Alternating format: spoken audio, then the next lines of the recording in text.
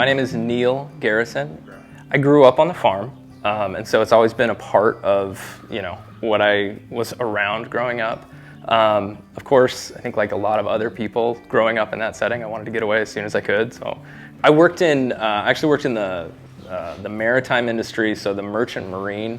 So I worked in shipping. I worked for ConocoPhillips on oil tankers for a while. I worked for NOAA for a little while on the East Coast in Woods Hole, Massachusetts. One of the biggest challenges that I've had, learning to come back and function with your parents as in a professional sense, as another member of the business, rather than, oh, it's my dad telling me to go do my chores again.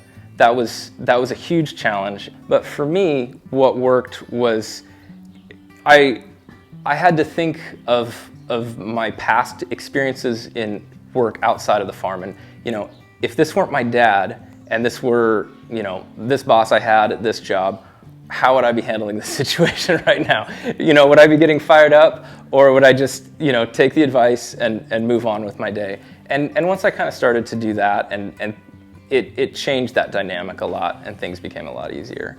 Our strategy with diversification has always been to kind of balance out the ups and downs of the market. And so we might have a very profitable year with one crop and a not so profitable year with a couple of other crops, or vice versa. It changes as you go along. And what it's allowed us to do is it's allowed us to stay relatively small and still maintain the business and maintain the profitability in the business most years. When you're overly diversified, it leads to real management headaches, and we've found that recently, where we felt that we had a couple of few too many irons in the fire, and we needed to bring the number of crops down a little bit. And so we've recently gotten out of growing apples, for example, because we were just pulled in too many different directions at once.